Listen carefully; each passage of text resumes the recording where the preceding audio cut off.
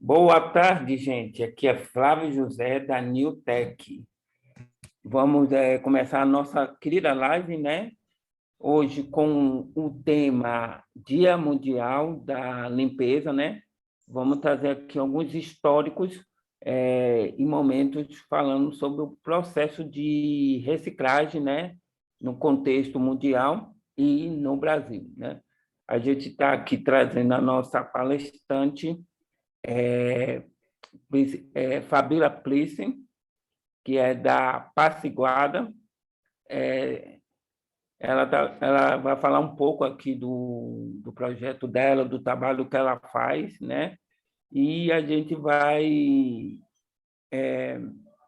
mostrar algumas realidades do contexto brasileiro em relação aos resíduos, né? Como a gente pode reaproveitar esse, essa esse trabalho, né, que a gente está tentando elaborar para trazer sustentabilidade e ressignificação dos resíduos, certo?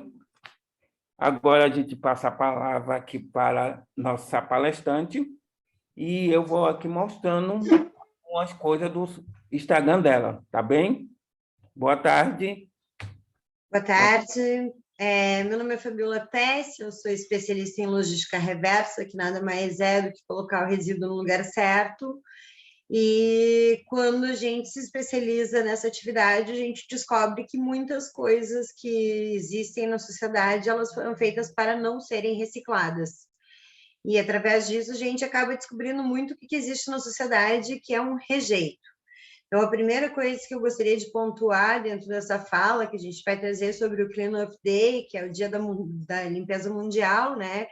Que é um dia de mobilização social, onde se unem 180 países e milhões de pessoas para limpar o planeta, numa atitude absolutamente remediativa, que tem impacto imediato, mas que no dia seguinte você volta no mesmo local e você vê um quadro de novo com os mesmos poluentes.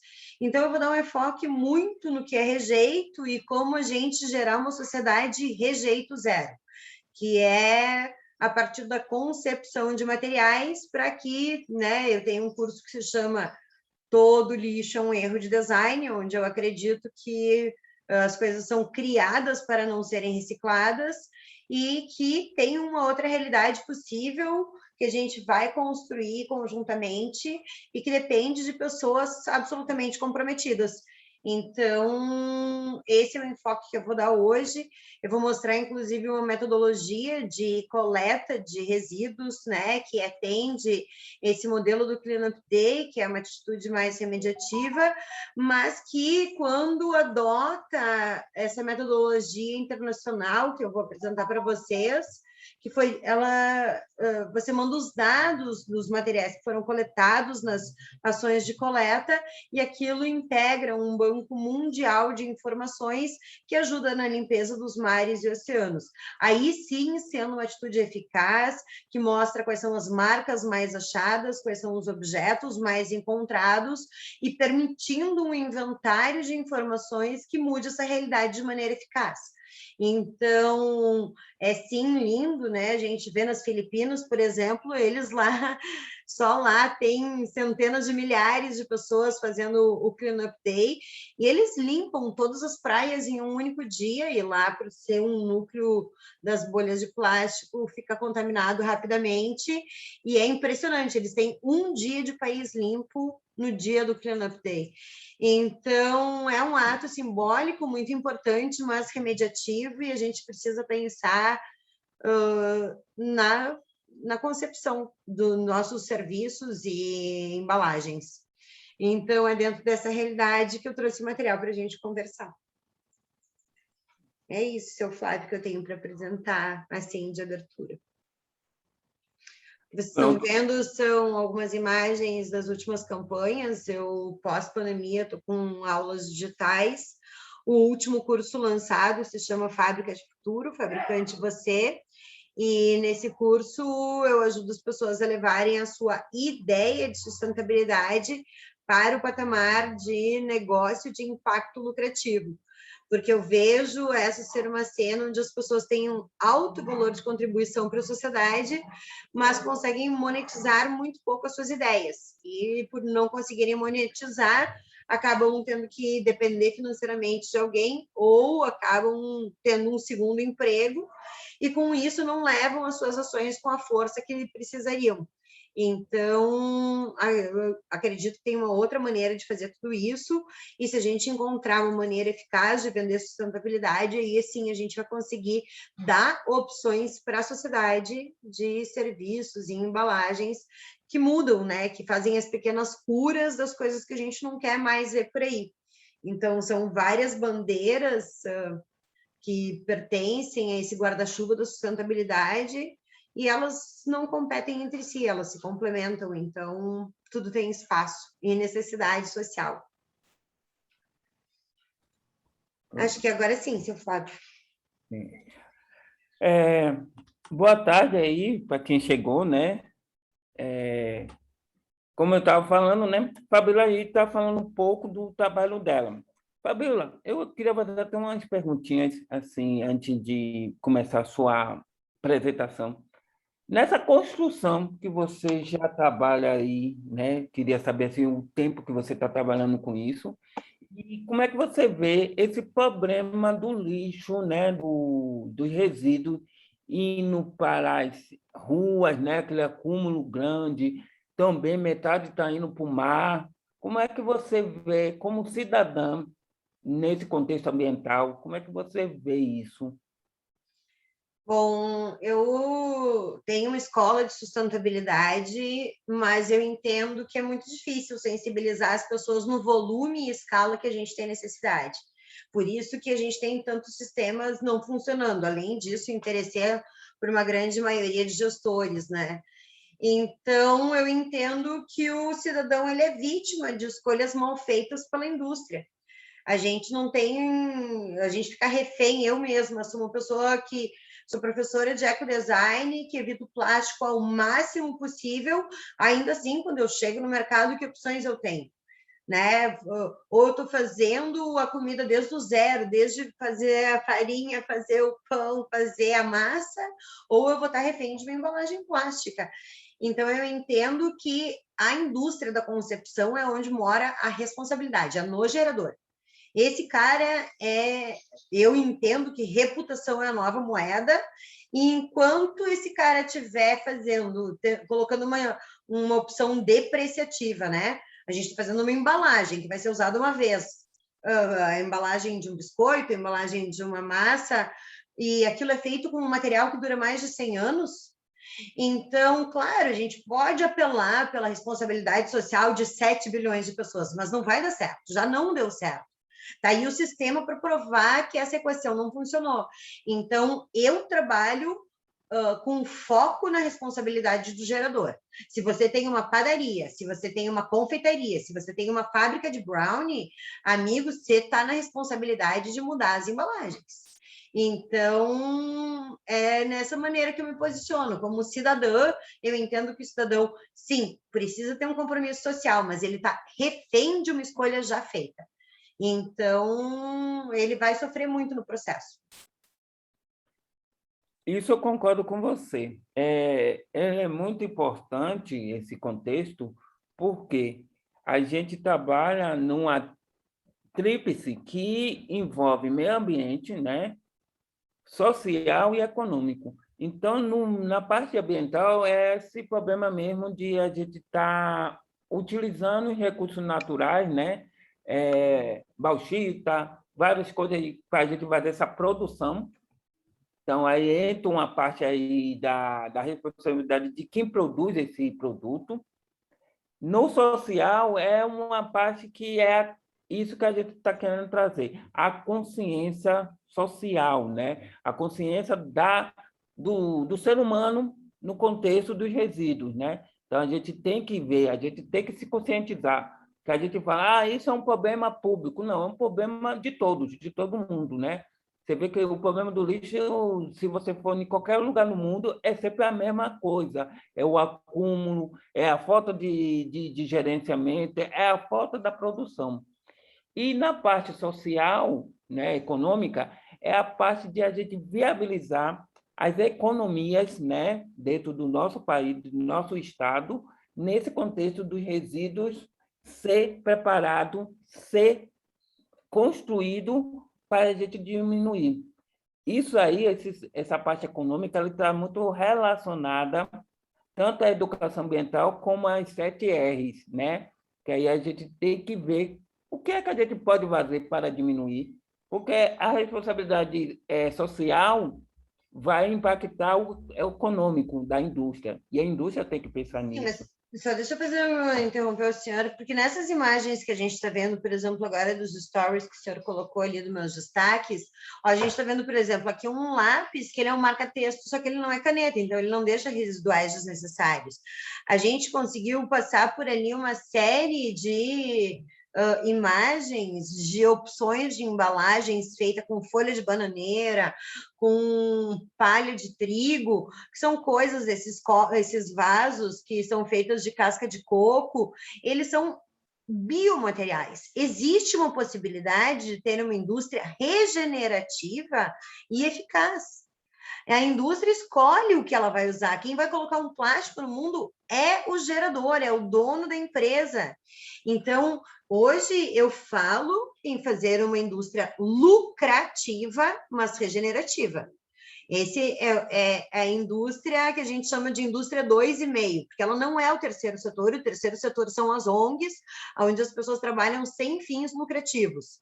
Não, são indústrias que decidiram ter compromisso socioambiental, mas elas têm fins lucrativos. É com esse público que eu me comunico, para mostrar quanto é viável essas ecossoluções. E muitas pessoas têm, né, essas ideias, têm alto valor de contribuição para a sociedade, mas não sabem monetizar suas ideias. Então, eu tenho focado muito no ecoempreendedorismo, ajudar a ter estratégia de venda, posicionar no mercado, saber vender, saber qual é seu público-alvo. Posicionamento de mercado tem sido um foco muito grande, tanto para o cara que está tirando sua ideia do papel, quanto para eco-iniciativas que já existam, mas que não conseguem monetizar o suficiente. Essas empresas têm feito, né, o próprio curso Fábrica de Futuro foi 100% voltado para essas ações, para que essas pessoas consigam monetizar melhor, e monetizando melhor, elas fortaleçam as suas iniciativas, e fortalecendo as suas iniciativas, elas fazem mais sustentabilidade. Então, é bem nesse nicho de mercado que eu estou me posicionando. Isso. Aí outra coisa que a nossa amiga falou aqui e que eu trago também como importância, né? Essa parte da parte econômica, que ela falou que para viabilizar, porque as pessoas não sabem da parte financeira. Então, eu vejo aí até o programa que tem aí do MEC, que é a parte financeira, né? A escola financeira. Então, assim, a gente vive muito na escola, não aprende muito essas técnicas de vendas, né? De como a gente poder empreender, né? E quando a gente chega na faculdade, a gente tem essa dificuldade mesmo de manter um negócio sustentável, né? De ter uma economia sustentável. E é uma economia sustentável do dinheiro. A Cálculo educação ambiental, ele vai... formal, ela não contempla nem educação financeira e nem sustentabilidade. Isso. Eu E é entendo que a isso minha que a escola ela gente... preenche essas duas lacunas. Eu ensino sustentabilidade e educação, empreendedorismo, né, de longo prazo, para ecoempreendedores exclusivamente, mas são duas lacunas da formação normal. Isso eu costumo comunicar mesmo. Isso a gente tinha que ter como formação básica, né? A gente já tem isso para a gente, até quando a gente for abrir nosso empreendimento, ter essa consciência, tanto ambiental como financeira, né? Para a gente ser sustentável. São dois compromissos pessoais, como o sistema não dá acesso a esse tipo de informação, quem desperta para esses temas acaba tendo que fazer formações individuais, não tem pronto, não tem numa faculdade normal, não vai ensinar nem sustentabilidade e nem educação financeira para pequenas empresas, nem grandes, nem médias empresas. Bom, agora a gente vai, eu vou mostrar aqui agora um pouco do meu trabalho, gente, e depois eu passo a palavra para Fabíola, para ela fazer a apresentação dela, certo? Então, vamos ver aqui. dentro aqui do contexto, eu trago a Newtek, né? A Newtek, né, é um projeto que eu estou tentando transformar ela em um empreendimento que a gente leva 3 pilares, né? Que é a sustentabilidade, a educação ambiental e os conteúdos digitais, né? Então, aqui dentro desse meu Instagram, eles já falam um pouco do que é que a Newtek pode fazer. Então, a Newtek, ela trabalha com a parte de consciência ambiental. A gente traz a importância de uma educação que a gente já tem por lei, né, que é para ser inserido dentro das escolas como ferramenta transversais de algumas matérias para um contexto de sustentabilidade, né? De noção ambiental dentro do contexto amplo do mundo, né? Para a gente conservar os recursos naturais, a mata, as diversidades, né? Do meio ambiente. Então, a Newtek ela tenta trazer essa educação. E essa educação ela vai estar alinhada à sustentabilidade e à educação que a gente vê dentro das escolas de um modo muito educacional do que como experimental de fator de empreendedorismo, né? Então, os alunos eles fazem os processos de reciclagem, mas só fica ali na prateleira da escola e ele não tem uma noção de que aquilo ali pode trazer um empreendedorismo, que ele pode abrir uma empresa nesse contexto que a gente está aqui falando de sustentabilidade. Então, eu tento trazer essas coisas através de exemplos, né, de ações sustentáveis. Né? A gente traz essas ações, como aqui, como eu estou mostrando, a importância, né, das ações humanas, né, das ações sociais aqui. Né? Então, a gente traz esse contexto. A gente também traz o contexto da vida no mar, né? Que é um problema, né, humano, né? A gente vê aí tanto lixo, tantas coisas que afetam o mar, o ar, né? Então, a gente traz isso como um fator de mudança. E a gente traz dentro de um conteúdo histórico que é possível, porque antigamente as pessoas já pensavam nisso, de não contaminar o mar, de não poluir o seu ambiente. E hoje a gente está com esse problema, mas a gente tem como reverter. E É de aí, gerar plástico. O é, segredo do mundo é parar de gerar o plástico. Você não tem mais direito de pegar um copinho, você não tem mais direito de pegar um canudinho, não tem já mais tem, direito. já tem uns estados que já está trabalhando nessa diminuição e acaba com o plástico mesmo. A gente tem uns fatores assim, que até o biodegradável, que a gente fala muito, é uma ação paliativa, né, que a gente pode incluir, né, ele é um fator importante. Os biodegradáveis não estão ainda regulamentados para o mercado. Na Europa, eles estão, inclusive, proibidos até existir uma regulamentação, porque existem biodegradáveis em água, biodegradáveis em solo, biodegradáveis em condições especiais. Enquanto eles não tiverem as condições de biodegradação no rótulo, eles não poderiam ser comercializados, nem no Brasil. E esse é outro tema, né, que eu não preparei para essa live, mas que não pode ser tratado da maneira irresponsável como tem sido tratado como uma solução para resolver os problemas do mundo. Não é. Não está nem regulamentado ainda, no mundo inteiro. Não é. Porque ele tem Na Europa está proibido o uso do biodegradável até definirem a regulamentação, para ter uma noção de quanto irresponsável é o nosso uso no Brasil. Olha, ele tem o mesmo fator de bombril. O bombril, ele por si só, ele tem uma decomposição muito Não rápida. é igual ao bombril, a gente não sabe. Cada um dessas patentes tem um fator de biodegradação. Ele ainda é um polímero, então ele tem que ser testado pós-biodegradação para ver se ele soltou alguma coisa ainda como microplásticos, e depois do teste, sim, a gente vai ter uma resposta. A gente não pode generalizar. Existem os eficazes, mas não existe uma regulamentação que faz com que a gente passe por todos os processos para o uso desses materiais. Então, usar da maneira como a gente está usando hoje é irresponsável. Uhum. Então, gente, aí o projeto ele tem esse viés e traz essa noção aí de conscientização, que aí a gente vai debater com vários temas de vários processos do resíduo. E aí a gente fala também do processo de resíduo, tanto sólido como orgânico, né?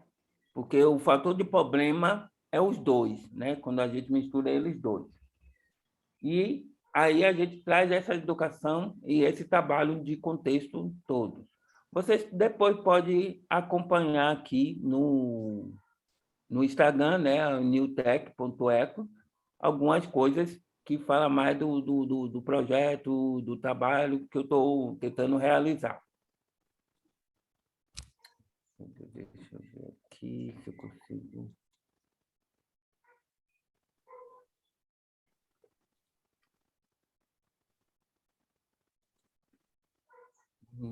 Deixa eu ver. Veja aí, Fabíola, se consegue acessar aqui Acessar o quê? o seu material. Eu vou tirar aqui Tem esse. que parar de compartilhar a tela. Eu estou tentando aqui sair. Stop. Eu acho que eu consegui te tirar. Uhum.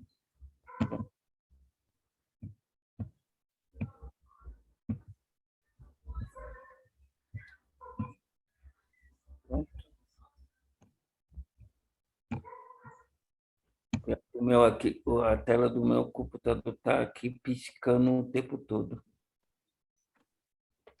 Eu vou ver se eu consigo acessar aqui no computador. E você pode começar.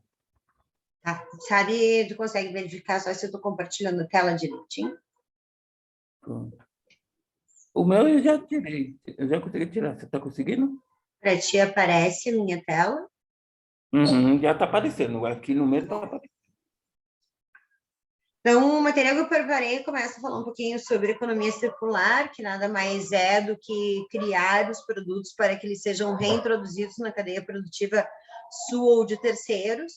E isso é um gerenciamento que diminui a extração de recursos, diminui o passivo ambiental, né, que são os próprios resíduos, e que permite que a gente tenha menos impacto, afetando menos as futuras gerações. Eu costumo dizer que sustentabilidade é um termo que tem mais de 160 definições culturais no dicionário. E que, como eu tenho uma escola de sustentabilidade, eu gosto de alinhar logo no começo que a gente vai tratar a sustentabilidade como conseguir fazer as coisas necessárias, mas sem impactar o futuro das próximas gerações. Então, é nesse contexto que eu abro essa fala trazendo sustentabilidade. Eu entendo que quem tem hoje um impacto negativo está já muito obsoleto. As pessoas todas podem ter um impacto positivo no seu entorno, na sociedade, que é um pouco do princípio do escoteiro. No princípio do escoteiro, eles tentam deixar melhor do que eles encontraram. Deixa eu só silenciar meu celular aqui, tá? Eles costumam deixar melhor do que eles encontraram. Então, da mesma maneira, nós, seres humanos, a gente pode chegar e plantar onde a gente está, recolher resíduos, fazer escolhas de compra que sejam regenerativas, que usem menos embalagens, locais que sejam da sua comunidade, fortalecendo também as pessoas do seu entorno. Então, hoje a gente pode atuar com valores éticos. Quem não faz isso está obsoleto, seja na sua ação como profissional liberal ou seja como indústria. Então, é dessa maneira como a gente se posiciona, né? De uma maneira regenerativa na sociedade. E a partir daí a gente traz esse movimento muito forte que já existe, onde as pessoas não se sentem confortáveis com o que está acontecendo no momento. A gente tem um desconforto coletivo e percebe, tem um senso de urgência e tem uma vontade de mudar as coisas. E daí eu trago alguns dados muito fortes, como esse que a ONU levantou, que de 1970 a 2010, ou seja, em 40 anos, que é mais ou menos a minha idade, eu tenho 46 anos hoje, então, ou seja, a minha geração extinguiu 52% da biodiversidade. E tem uma coisa muito importante sobre esse dado. Eles não estão preocupados com o que nós fizemos nos últimos 100 anos. Eles estão preocupados com o que a gente vai fazer nos próximos 20 anos, porque é isso que vai definir a biodiversidade que vai existir para as futuras gerações. Então, não adianta a gente botar culpados no passado, é ir no mercado e preferir vidro, e não pegar sacola, e evitar os descartáveis, fazer mais comida em casa, comprar mais na feira, comprar local, menos emissão de carbono, andar mais de bicicleta do que de carro. São ações como essa que fazem a diferença no impacto do que a gente está falando. Então, tem um desconforto, tem um senso de urgência, tem uma necessidade de mudança, mas ela não está capilarizada, não está centralizada só nos estratégicos. Ela está, sim, capilarizada no poder de cada um mudar o seu curso das coisas. E se você quiser fazer sustentabilidade exatamente agora, sem depender de ninguém, sem depender do governo, sem depender de outras pessoas, sem depender da indústria, você pode mudar a maneira como você se alimenta. Ali, se você preferir orgânico, se você não pegar embalagens, tudo, comprar na feira, tudo isso já muda significativamente o impacto que tu está tendo no meio ambiente. E daí, eu aqui trabalho muito voltada para definições estratégicas de mercado. E uma das coisas que eu trago muito fortemente é esse conceito, em que reputação é a nova moeda. Você pode olhar uma marca linda, maravilhosa de roupa que teve esses tempos atrás, que ficaram sabendo no trabalho escravo, na bolsa, no mesmo dia, as ações daquela empresa caíram vertiginosamente. Ou seja, a gente hoje está a um clique de distância da informação. É uma empresa fazer uma coisa errada, alguém filmar, colocar na internet e acaba com todo um legado, acaba com toda uma construção de marca, de branding, todo um esforço de fazer uma boa imagem perante o mercado. Então, reputação é a nova moeda. A gente não pode mais se posicionar sem responsabilidade socioambiental, porque as pessoas estão atentas, estão documentando e cada vez mais vai ficar mais acirrado o cerco. E isso não é nada mal, porque isso vai fazer com que também tenha espaço para indústrias que fazem uma construção baseada em valores éticos, em valores socioambientais. E essas indústrias, da mesma maneira, têm se valorizado significativamente. E daí a gente tem um inimigo em comum muito forte, que é o plástico, né? A ONU também trouxe um dado que estima que até 2050 a gente vai ter mais peso em plástico do que em peixes nos oceanos, e esse talvez não seja um quadro reversível, porque a indústria de plástico continua a produzir. Agora, durante a pandemia, a gente teve, por causa do lockdown, a gente teve algumas mudanças. A gente teve 48% menos venda de garrafa de plástico no mundo. Então, existem alguns efeitos muito positivos, né? A pandemia, ela veio, nos deixou em casa, ela é uma crise humanitária, afinal, a gente teve milhões de mortes, mas ela otimizou processos. Ela fez as pessoas trabalharem de casa, a gente teve menos logística, a gente economiza bilhões de barris de petróleo por dia. Antes da pandemia, a gente tinha estimado que a gente tinha mais 50 anos de petróleo para usar, e depois ia acabar. Eles estão recalculando isso. Então, essa otimização que fez o mundo não parar, mas operar de uma maneira diferente, o que tanta gente precisava de tantas coisas, de tanto consumo, de tanto... Não precisava. A gente está conseguindo, sim, operar de uma maneira muito mais otimizada. Então, aqui eu trago também essa reflexão. A gente não precisou de um ano de pandemia para ver mares mais limpos, os animais vindo para dentro das cidades. A gente ficou enclausurado 3 semanas e já se percebia Veneza diferente, se percebia mais biodiversidade. Então, a natureza se regenera muito rapidamente. Só que o dano que a gente está causando está sendo numa escala irresponsável. A gente hoje tem banalizado o uso de recursos naturais. E daí a gente vai lá, põe dinamite numa montanha, explode uma montanha para fazer o quê? Um puxador de gaveta? Para fazer uma latinha do tomate pelado? Sério mesmo que a gente precisa colocar uma dinamite numa montanha para carregar nossa comida? Não tem outra maneira de fazer um puxador de gaveta, de fazer um acessório? Sim, com certeza existe. E isso é muito responsabilidade dos designers, porque eles concebem os produtos, eles concebem as embalagens, mas ela também passa muito por essa pressão social, que é a do consumidor, que dá um norte de como a gente está se portando e as expectativas que a gente tem na sociedade atual. Só um pouquinho, deixa eu chamar. E daí eu trago uma informação bem importante aqui, que é os resíduos impactam diretamente na qualidade da água. E por que isso é importante, gente? Por que hoje a gente fala de resíduos e considera hoje os resíduos um dos piores problemas do mundo? Porque resíduos deixam impactam diretamente na qualidade da água. E aí, para a gente falar sobre isso, eu vou ter que falar um pouquinho sobre água, né? Como que é a distribuição de água que a gente tem no mundo? Bom, aqui a gente vê uma imagem de como que é a distribuição de água no mundo. A gente diz que a Terra é o planeta água. Sim, a gente tem muito mais água do que solo. Só que se tu olhar nessa primeira imagem, a gente vai ver que 97% da água são águas salinas, que são dos oceanos. Ou seja, a gente tem 3% da água do mundo, é um percentual de água doce. Desses 3%, a gente tem 68,7% dessa água está em geleiras e nas calotas polares. Aí a gente tem 30,1% em águas subterrâneas. Aí a gente tem 0,3% de água em superfície, que é o que a gente usa. E depois a gente tem 0,9% em outros. Desse 0,3%, que é o mínimo do mínimo do mínimo da água que a gente pode imaginar, a gente tem 87% em lagos, 11% em pântanos e 2% em rios. Hoje, a gente já tem 100% das águas de superfície e águas subterrâneas contaminadas, porque a gente não soube fazer a gestão disso corretamente. Mas chove todo dia. A gente tem como captar água de chuva, manter essa água mais limpa, proteger córregos e nascentes. Se não fosse isso, o sistema de Cantareira já estaria seco. São Paulo teria crises hídricas há mais de 10 anos. Então, o que a gente tem que fazer, sim, é uma regeneração da água. E daí aqui eu quero trazer alguma informação muito importante.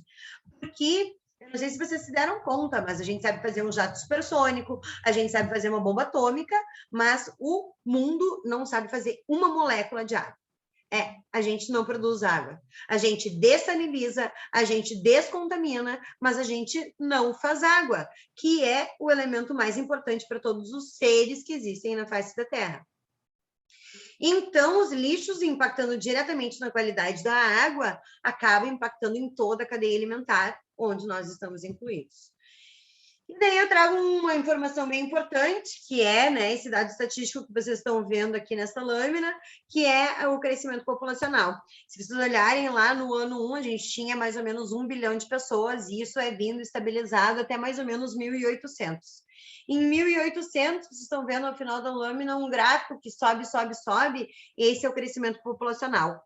Desde 1.800, a gente cresce 1 bilhão de pessoas a cada 16 anos. E a gente está atingindo a marca de aproximadamente 7 bilhões de pessoas. 1.800 coincide exatamente com a nossa Revolução Industrial. Então, a maneira que conceberam de fazer os carros, as roupas, as cadeiras, tudo está errado. A gente passou de 1 bilhão de pessoas para 7 bilhões de pessoas. Nenhum desses processos pode continuar a ser reproduzido como ele foi concebido, porque não contemplava essa expansão de população. Então, hoje, a gente tem que otimizar recursos, a gente tem que entender como minerar os computadores velhos, a gente tem que entender como reutilizar roupas antigas, porque a gente já teve uma produção que explodiu e isso não pode continuar no ritmo como está funcionando hoje. Por isso que a minha escola propõe um redesign da sociedade, onde a gente muda a maneira de fazer as coisas na sociedade. E daí eu trago essa lâmina, né, de um movimento importante que existe aqui no Brasil, que é o Movimento Lixo Zero, que fala um pouquinho sobre o lixo no mundo, que é um dos maiores problemas que a gente tem na sociedade atual. A diferença que a gente tem dos países ricos para os pobres é a velocidade com que tiram o lixo da nossa frente. Então, se chega na Europa, que é um país rico, parece que está tudo limpo. Chega no Haiti, que é um país mais pobre, parece que está tudo sujo. Mas de bastidores, todos têm o mesmo problema. ou eles enterram o seu lixo, ou eles queimam o seu lixo. Em todos os países do mundo a gente faz a mesma coisa. E a gente propõe uma mudança nisso, né? Saindo dessa economia circular, onde tudo vai parar num aterro sanitário ou um lixão. Hoje a gente está vivendo uma economia da reciclagem, que é essa imagem do meio, onde ainda muita coisa vai parar no lixo, e se propõe uma economia circular, onde toda a matéria que é colocada na cadeia produtiva, ela volta para a cadeia produtiva. Nada pode parar num aterro sanitário.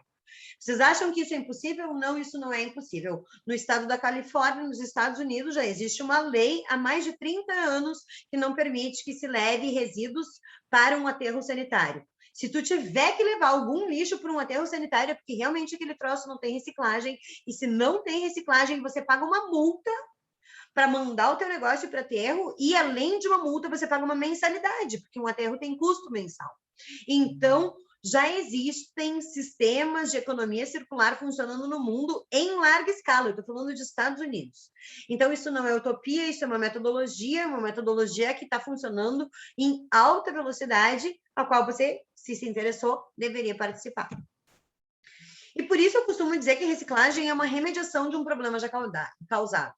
A reciclagem não é uma solução. Você continua a gerar um problema que é o lixo, e daí diz, mas tudo bem, eu vou mandar para reciclagem. Não, não funciona assim. Você está gerando um problema, você tem que mudar a sua atitude, você tem que mudar seu mindset. Você é o responsável pelo problema de gestão, por estar tudo acumulado, por a gente não conseguir reciclar. Sabe quanto o mundo inteiro recicla de recicláveis na presente data? Aproximadamente 1%.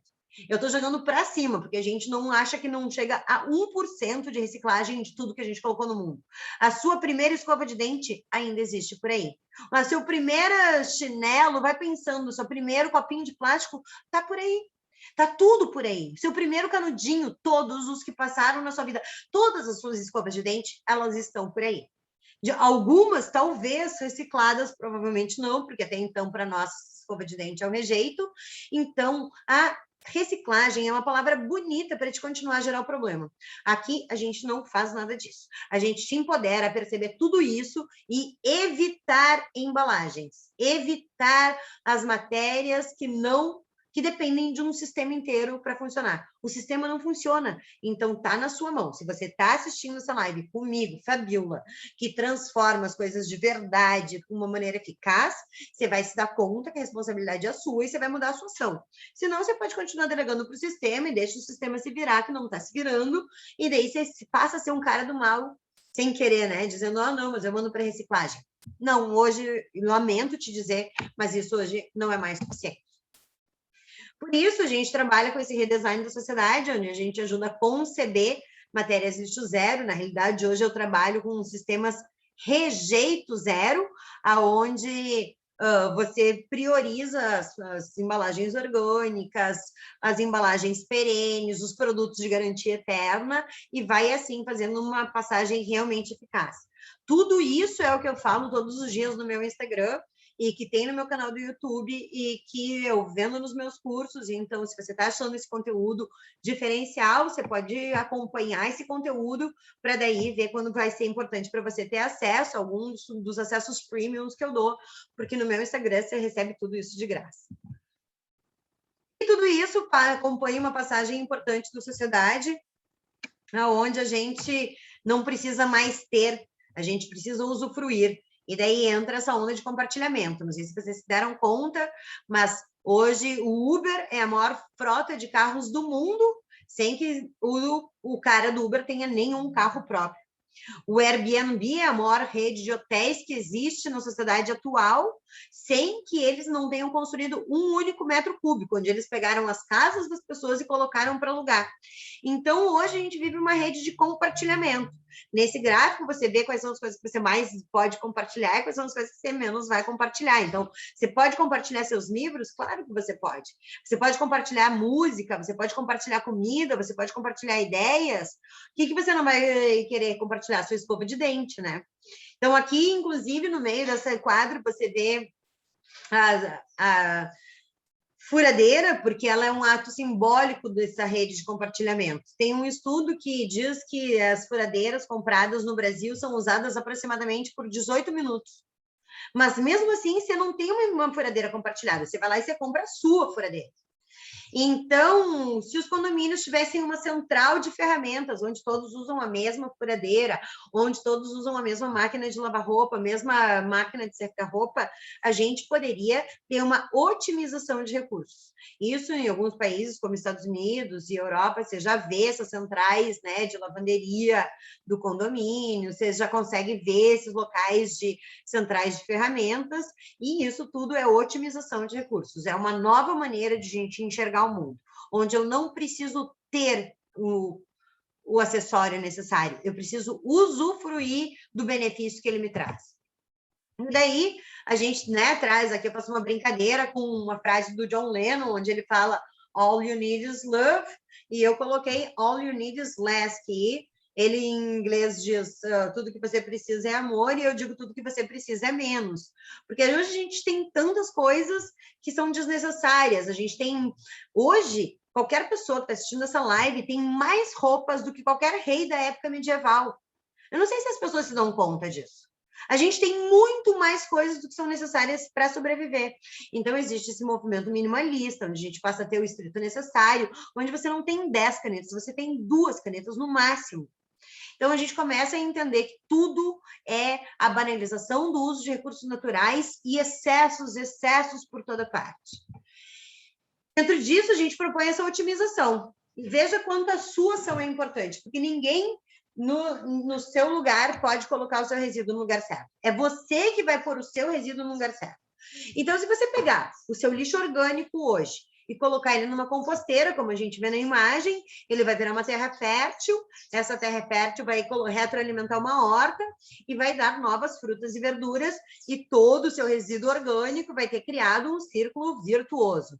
Já se tu pegar esse mesmo resíduo orgânico e colocar num lixo normal, ele vai parar num sistema de coleta de transporte da prefeitura, que vai levar para um lixão, e esse lixão obrigatoriamente vai ter vetores, que são baratas, ratos, mosquitos. Então, o seu mesmo lixo orgânico, se você colocar numa composteira, você cria um círculo virtuoso. Se você coloca ele num lixo normal, você criou um círculo depredativo, com vetores que causam as doenças. E é você, e é o seu lixo, e é o lixo orgânico, que é 50% do resíduo do Brasil. Então, aqui eu mostro quanto a gente está empoderado de fazer transformações. E através disso que eu trago esse conceito resumido do que é ser lixo zero. Ser lixo zero, então, é se gerar, porque você vai evitar sistematicamente a geração de resíduos. Sempre que você puder, você vai evitar a geração de resíduos. Mas se ele for realmente inevitável, não teve mesmo como evitar aquilo, o seu objetivo é desviar esse resíduo de aterro e incineração. Se o seu resíduo foi desviado, se ele não chegou nem em aterro, nem em incineração, significa que você reintroduziu ele na cadeia produtiva e por isso ele não é um lixo. E é assim que você transforma, né? Quer fazer uma lasanha lixo zero, ao invés de comprar ela na embalagem com um plástico no mercado, pega, planta abobrinha, planta o tomatinho, faz uma lasanha de abobrinha com molho de tomate, e daí você, dentro de uma embalagem perene, você vai ter muito mais sabor, você vai ter muito mais alimentos orgânicos e você vai ter zero embalagem. E o que sobrar dali, as cascas e tal, você manda para a composteira. Você fez todo um almoço num conceito lixo zero, onde você deixou de gerar o resíduo e o que foi inevitável, que foram as cascas, você vai mandar para uma composteira e daí você fez um sistema absolutamente rejeito zero. Nada sobrou. E é nesse conceito eu trago o curso Todo Lixo é um Erro de Design, que é o curso mais importante que eu tenho, que ele ensina as pessoas a levarem sustentabilidade para outro patamar.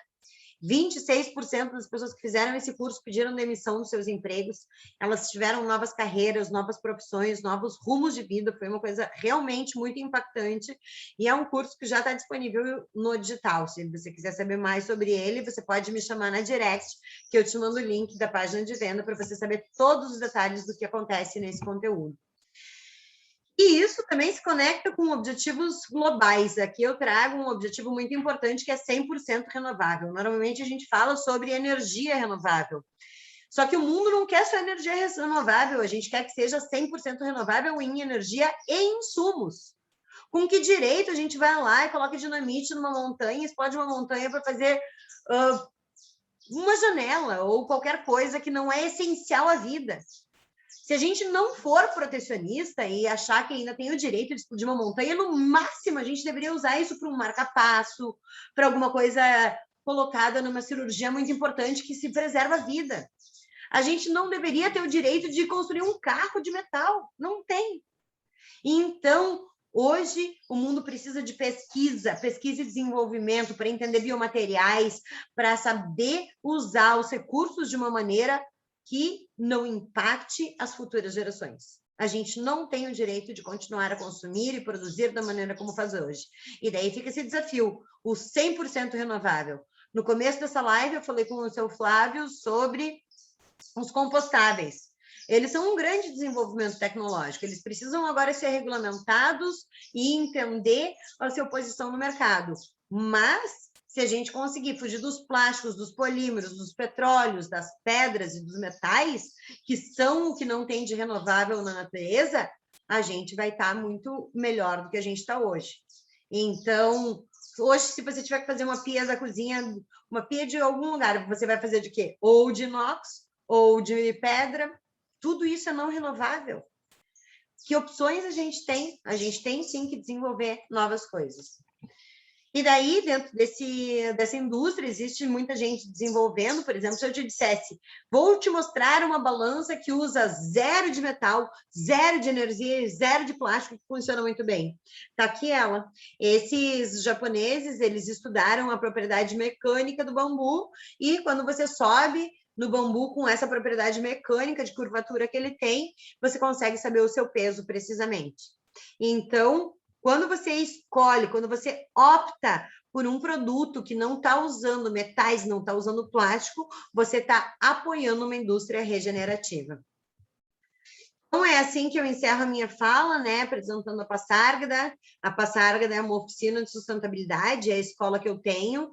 A gente trabalha para ecoempreendedores terem melhores resultados com os seus negócios, e a nossa próxima venda vai ser uma imersão. Para quem tem uma iniciativa sustentável e não consegue vender ela de maneira que cumpra as metas, né? Porque cada um tem a sua meta financeira, tem gente que quer 10 mil reais por mês, tem gente que quer 100 mil reais por mês. Se você não consegue cumprir suas metas, vem com a gente no meu perfil por Fabiola PS, porque eu tenho ajudado ecoempreendedores a fazerem dinheiro com as suas soluções. E com isso, a gente está ampliando sustentabilidade no mundo. Então, é assim que eu encerro a minha frase. Aqui, me apresentando, eu sou uma multipotencial, assim como você, sou uma pessoa normal, que todos os dias fala sobre empreendedorismo sustentável. Eu ensino empreendedorismo para sustentáveis e sustentabilidade para empreendedores, e eu sou igualzinho a vocês, mas consigo transformar o mundo de maneira exponencial, e quero que você também consiga fazer isso de maneira lucrativa. Então, esse é meu recado, e eu fiquei de falar sobre... Deixa eu parar de compartilhar minha tela. Então, eu fiquei de falar sobre como transformar o dia da limpeza em uma metodologia que possa limpar os oceanos do mundo. Eu sou uma pessoa muito conectada com resultados em sustentabilidade. Eu entendo que o dia da limpeza ele é um dia de mobilização social muito forte, mas eu entendo que existem ONGs no mundo, como a Ocean Cleanup de Hong Kong, existem várias ONGs no mundo, a própria Cleanup Day, ela tem uma metodologia, que quando você faz essa ação de limpeza, você pega aqueles formulários dele, vai preenchendo e gritando: achei um chinelo, achei uma tampinha de refrigerante, achei um palito de pirulito. Você vai preenchendo esse formulário, e ao final do dia de limpeza, você manda esse formulário preenchido de acordo com aquela metodologia que você traduziu. Você vai ter que ir atrás disso, né? Daí você pode escolher a que mais se adequa para a sua realidade. E quando você manda esses dados preenchendo qual foi a marca mais achada, qual foi o objeto mais achado, quantos foram achados, o percentual de cada coisa encontrada na sua região. Eles colocam isso num banco de dados mundial e isso ajuda que as ONGs que têm o objetivo de limpar os oceanos do mundo inteiro tenham dados estatísticos do que está sendo encontrado em cada lugar. Então, se você hoje promove um dia de limpeza na sua cidade, na sua região, eu recomendo fortemente, porque eu sou uma consultora, eu recomendo fortemente que você busque uma dessas metodologias, se conecte com uma dessas ONGs principais que lideram esse movimento e mande os dados da sua região. Aí você vai estar não só fazendo uma ação por um dia, você vai estar retroalimentando os dados de um banco mundial eficaz que faz essa passagem de uma maneira muito mais astuta, né? Porque daí tem dados para saber como agir com isso. E é assim que eu encerro minha fala, agradecendo esse espaço dado pelo Flávio. Uhum. Pronto. Então, gente, vocês viram aí, né? Foi muito importante essa live aí, né? Quero agradecer a Fabíola, né? Essa dedicação, esse trabalho, né? Que a gente tenta lutar aí, né? Para melhorar nossos espaços, né? E também trazer condições financeiras para as pessoas, né? E eu, quem quiser aí fazer pergunta, se apresentar também um pouco, pode se apresentar, viu, gente? Eu vou ver aqui se eu consigo mostrar meu slide, porque eu estou com um problema aqui na tela que está piscando. Eu deixei aí, como a Fabíola estava apresentando, dá para vocês verem. Mas eu estou sendo um pouco sem condição. Não sei se eu sair e retornar de novo, se eu consigo. Mas eu gostei muito da sua palestra. Você trouxe até uns fatores bem importantes, né? Eu vou ver aqui se eu consigo sair e retornar de novo, viu, gente? Você quer que eu saia também, seu Flávio? Não, eu quero que você fique para não dar como encerrado. Tá. Deixa eu ver aqui.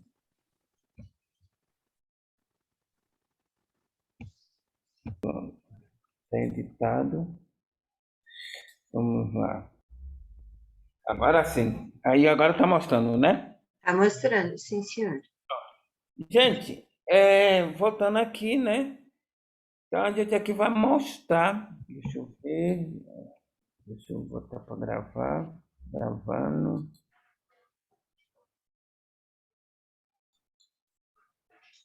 O senhor parou de compartilhar a tela. Tem que voltar de novo. Compartilhar. Pronto. Agora está mostrando. Pronto.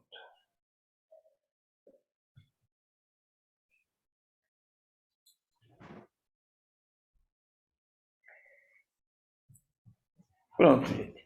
Como a nossa amiga falou, né? O nosso contexto, né? Falando hoje sobre o Dia Mundial da Limpeza, que também se relaciona ao fator dos resíduos na praia, o processo de reciclagem é um processo que ele tem um fundamento muito importante.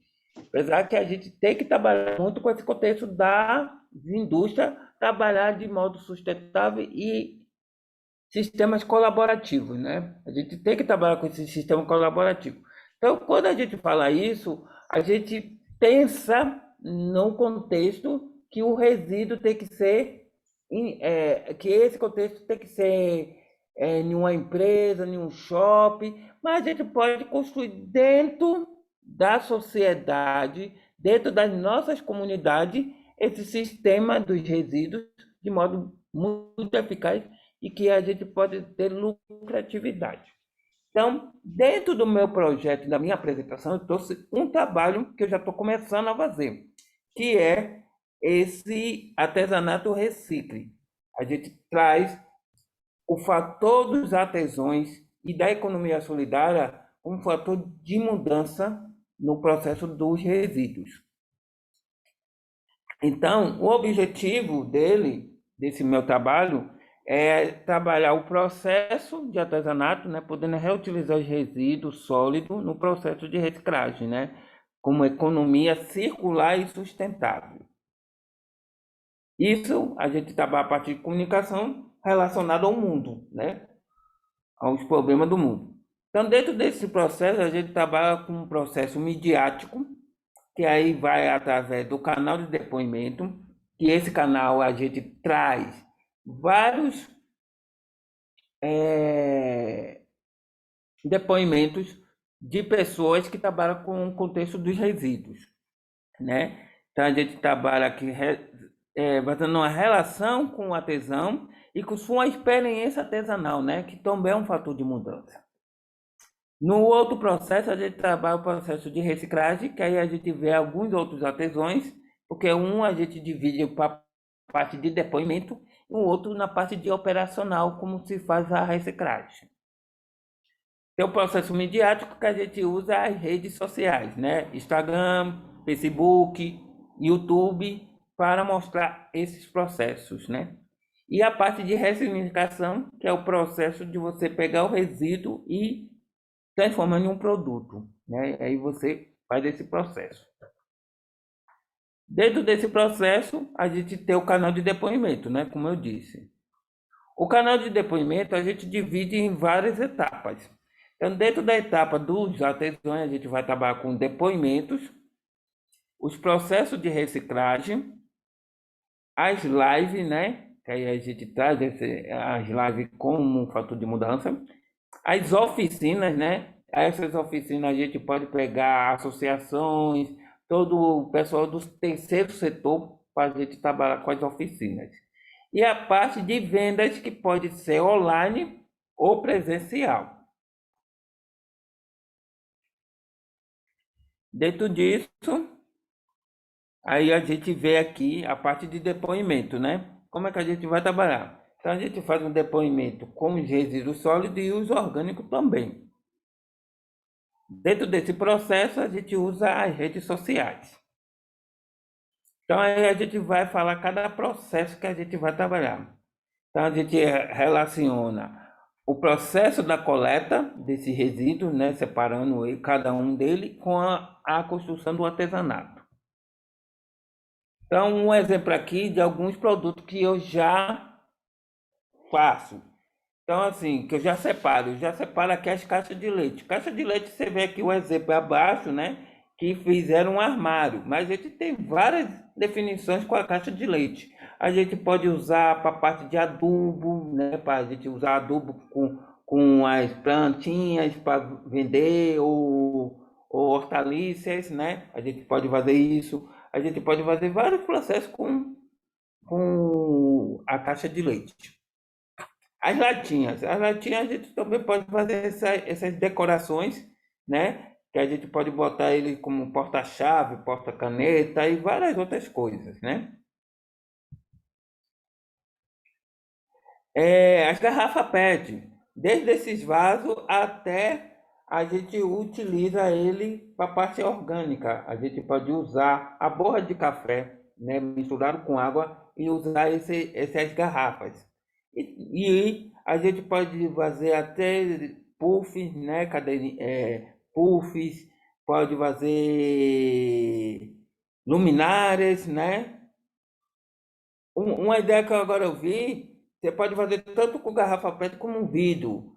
Não tem, agora mesmo, Natal, a gente não tem aquele pisca-pisca, a gente pode botar esses pisca-pisca dentro desses vasos e deixar ele todo iluminado.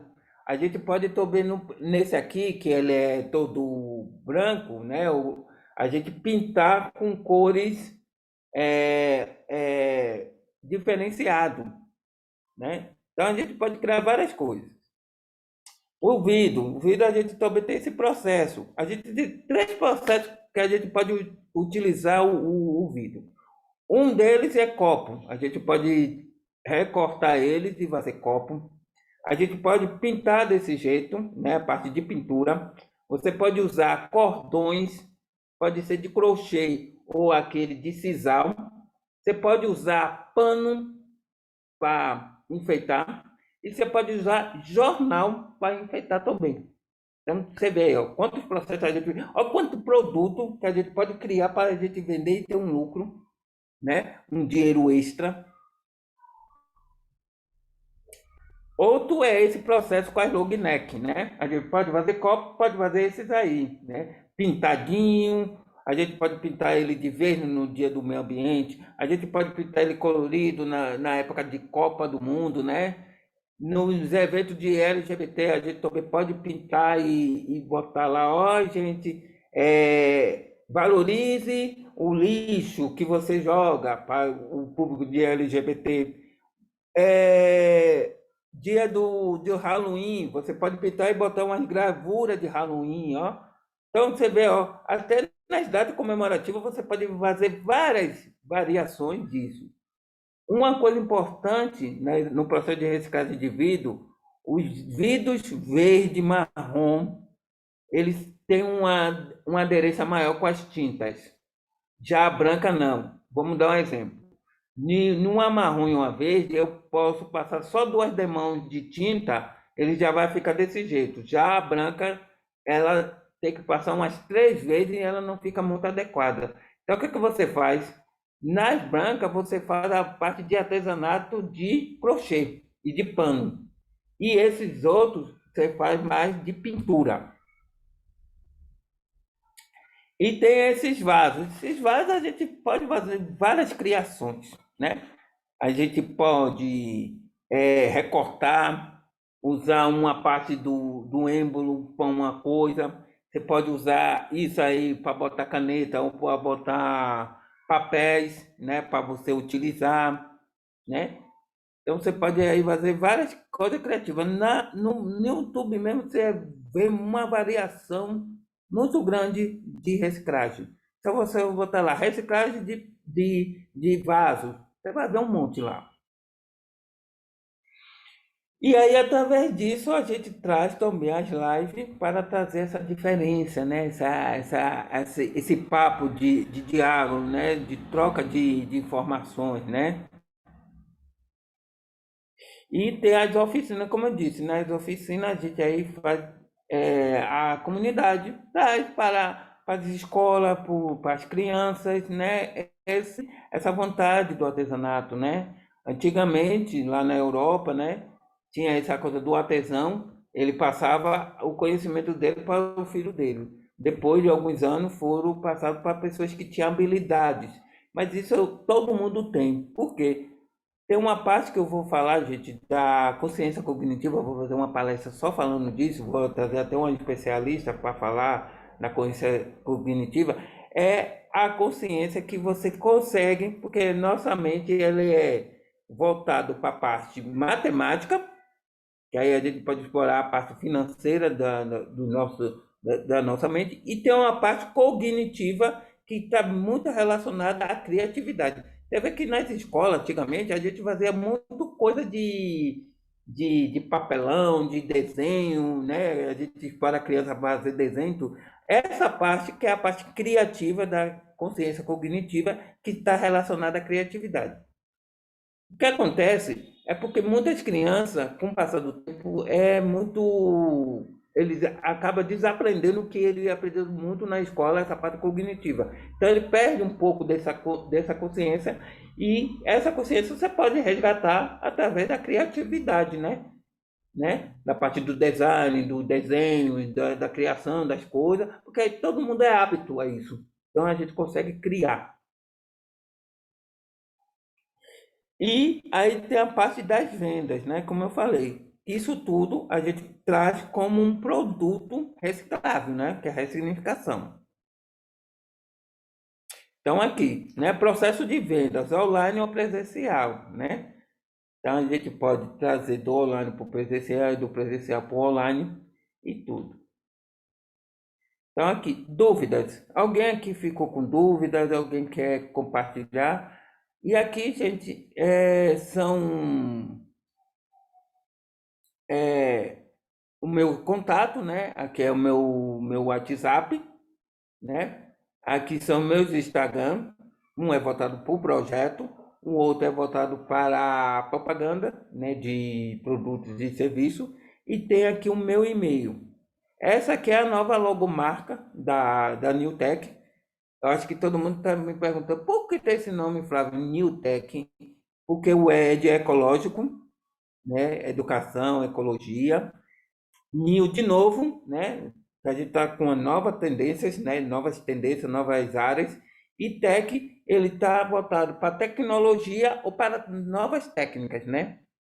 Então, ele é um hub de solução e projetos ambientais no foco de resíduos. Então, a New Tech, ela trabalha nesse contexto, né? Então, deixa eu ver aqui.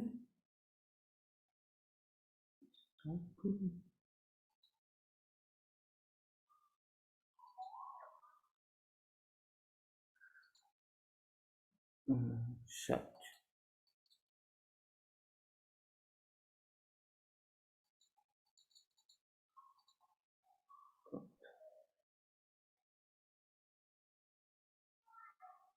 Pronto. E aí,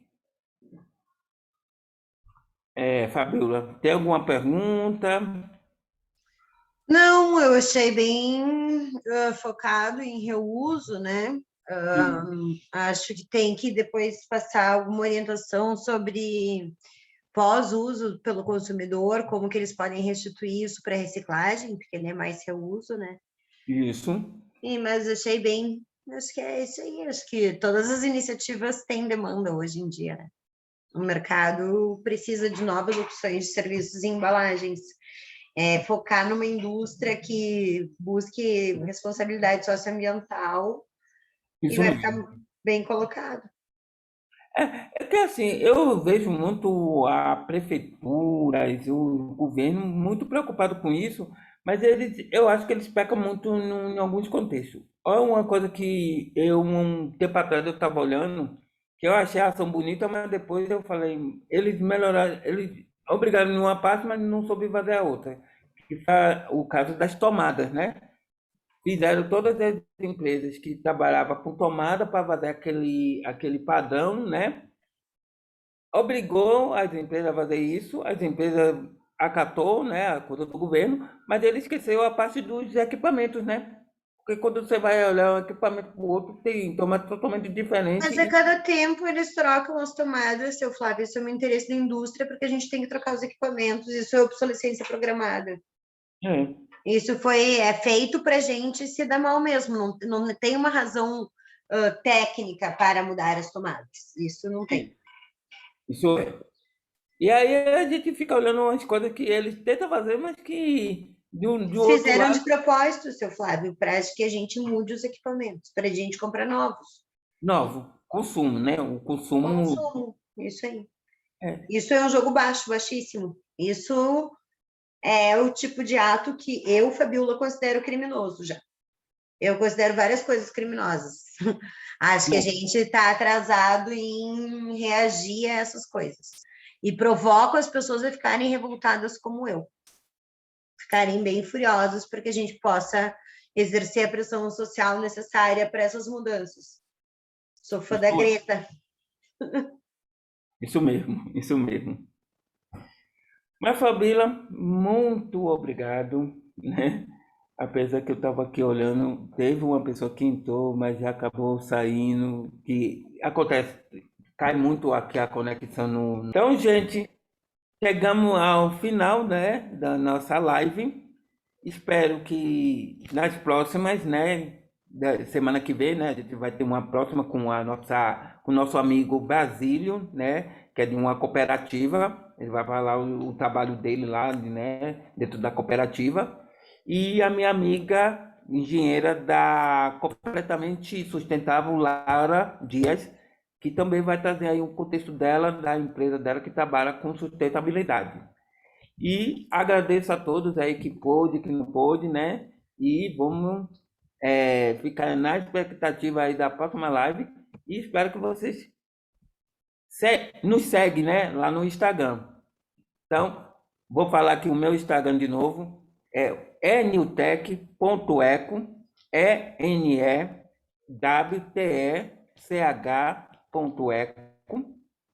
e vou passar agora a palavra para a Fabíola e a gente vai encerrar. E o meu Instagram é por Fabiola Pesce. PorFabiola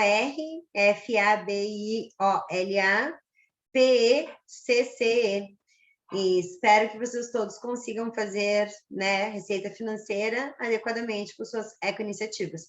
Se não estão conseguindo, me procure no meu perfil que eu estou aqui. O meu trabalho é fazer o seu negócio lucrar mais. Pronto. Seu eco-negócio lucrar mais, porque eu só trabalho para eco-empreendedores. Isso aí. E até logo, gente. Bye, bye. Tchau, seu Fábio. Obrigada pela oportunidade. Eu também agradeço.